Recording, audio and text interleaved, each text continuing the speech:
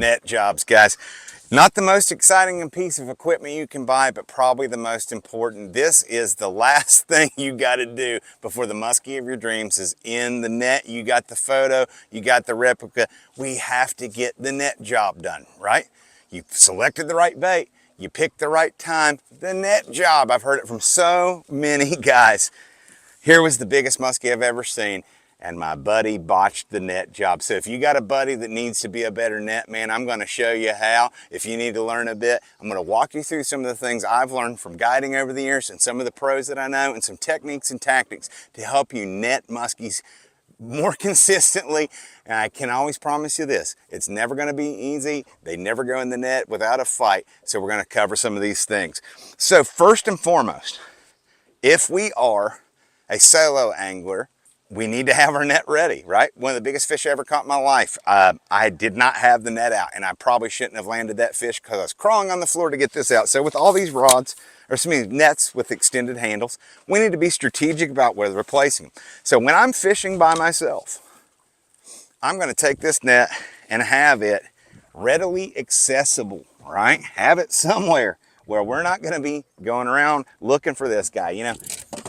If I'm here and I'm casting out the front of the boat and I get hooked up, I can grab my net, right? So have it accessible at all times. That net needs to be ready to go. I'm a big advocate for a clean deck when we're musky fishing, right?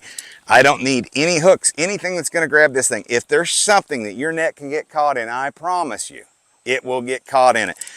Numerous times, reel handles, whether it be reel handles, whether it be leaders, lines, lures. I have tons of times where I've dropped the net in the water and we've got hooks hanging out of it and all this stuff. So clean your deck of your boat up, especially where you're keeping your net, first and foremost. So, how do we net fish more effectively, right? In a solo situation, it's gonna be a little bit more difficult where we probably need to play the fish more and we need to be cognizant of the timing a little bit more than committing with our boat partner. So in this scenario, if I'm solo, all right, the only friend I have to help me in the net job is my trolling motor, right? So a worst case scenario is we brought this muskie in, you're going for the net, right? And we're rolling the boat over him, he's getting under the boat, right? So you need to think about when we're bringing this fish in, we're doing this number, we got him, we're coming in under tension. Make sure we're not gonna roll into him, we've got control. Get to your net, right?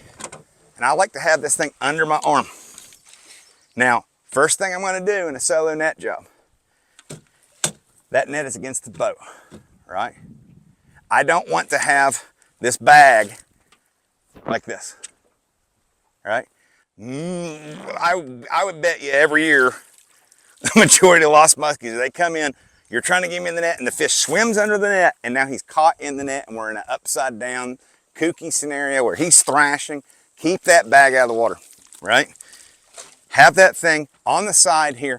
We're bringing the fish in and it's always awkward. We're doing this over. Right? If we're really here and we're about to commit, we've got to do two things at once, which is pull and push, right? So you need to get this thing in here.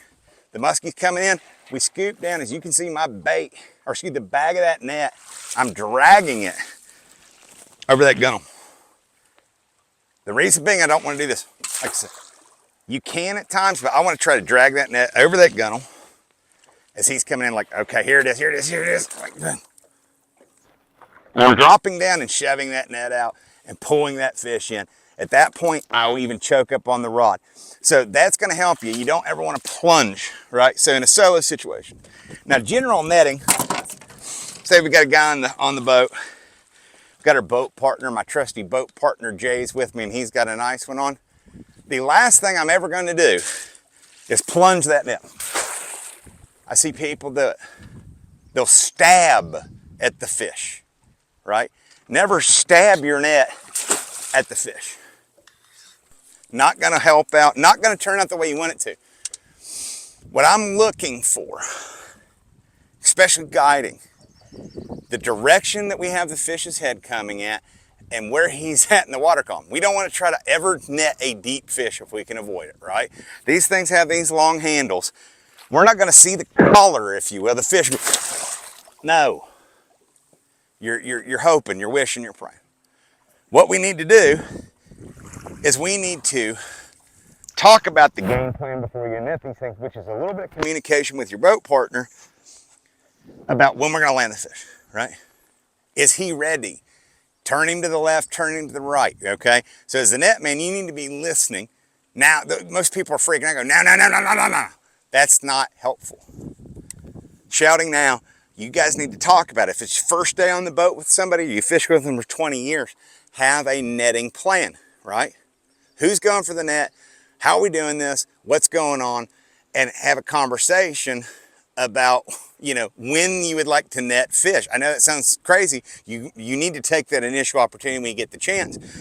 But to go at it haphazard and stab at a fish or get a deep fish, as the net man, you need to be communicating with your boat partner going, are you ready? He's not ready. Whatever verbiage you want to use. Now, whatever, I don't care. So he knows you're about to try to net the fish. I've seen it happen so many times where the guy fighting the fish doesn't know the net's coming. He doesn't know to steer that fish's head in, right? So we need to steer its head in all at one time. So communication has to happen every time. When I'm guiding, I'm always telling my clients, play him light, do this, do that, right? We'll interject some clip, I'm sure. Right, when I'm going to net a fish with a client, I'm waiting here, they've got the rod or whatever it might be, I'm holding onto this net. This thing is out of the equation, just like having it on the gunnel. This thing's out of the equation. They're gonna bring it head in, right? The fish is coming at me. I'm gonna take my opportunity to get under that fish. Now, what I wanna do, I'll do it here on the deck. My goal with that muskie is to not trap him like this. Like he's not gonna go, oh, let me swim in here. Right? I want his head coming at me and I want to get under. So, you know, for argument's sake, I'll grab this tripod. This is the head of the fish. I'm gonna make my move. He's here, I'm under him, right? If he turns to the left, I got him. If he turns to the right, I got him. They might try to swirl, but my initial move is under the head and up, right? So we're gonna go, the fish is coming at us. All right, are we ready? Yeah, he's right here. I've got that distance, right? He's right there at the net. I'm holding the bag. We're out, staying out of the way, right? We're walking the gunnels. We're doing this number. We're under his head, up, right? If you have to, on really big fish, at times, you might even have to leverage that gunnel, right? But we need to get his head under here, coming at us, and that's when we kind of spring the trap and lift up. So as that fish comes in, I would like to, in a perfect world, have the majority of the fish into the net, right? So I don't want to try to lift that net if his head's right here, because you're going to hit him in the stomach and flip him out, right? So if you're ever going to net a muskie and he kicks back, you didn't have enough of his body in the net. So when you went up under him, right, you tipped him backwards. And so we want to get as much of the head and the front section of the fish in before we lift, right? So with that being said, it's a split second decision, right? The hard part sometimes with truly big fish is, like I said, you got to drop enough pressure to flip them in, right? So you're not going to manhandle a 30-pounder, you know, at distance. You don't have that great leverage. And that's one thing we need to think about in this conversation. The bigger the fish, we have less leverage here to really hoist him over that bar, because essentially when we're netting a muskie, his body's in here and we're smacking them in some capacity. You're not going to do this. Oh, the whole net's in and he swam right in it. No, you're flipping that fish into the net in some capacity. So we need to consider how big the fish is when we drop the hammer with the net job. Don't have this, you've got to, as a net man, you need to be assessing how big is this fish and how much of the fish can I get in before I do that, right? It's a close run thing. You don't have a lot of time to make these decisions, but the kiss of death is trying to, you've got that much of the fish's head, you know, you just got the head of the fish in, that's not gonna work. You've got to get the majority of the body into the net before it's lifted up. That's how you're not going to lose them there, okay? So let's talk about failed net job. There's plenty of videos on Musky Shop TV and plenty of footage of me fishing with clients and friends, and they bring in a fish, and I go to net the fish, and I tell them we're going to net the fish, and they let it go down, right? I'm now doing this. We've got to reset. I'm taking that now out of the equation. It happens so often with people that are new to musky fishing. They're afraid of losing the fish, right? And I'm talking about the rod guy, the guy that caught the fish, the guy that's reeling it in. They're afraid of losing this thing, and they're afraid to commit, and it's a 50-50 equation right now. It's a 50-50 agreement between the net man and the rod man of committing, like I said, back to the conversation and coming up with your own language. You're talking out about a net plan with who you fish with is so important, because when you get a musky boat side and we're about to net this fish, if the guy bringing the fish in does not commit, right, there's no backing out at this point if we're going for the net job. And I've seen it where I'm going to net a fish and people let the pressure off because they're, oh, he was head shaking.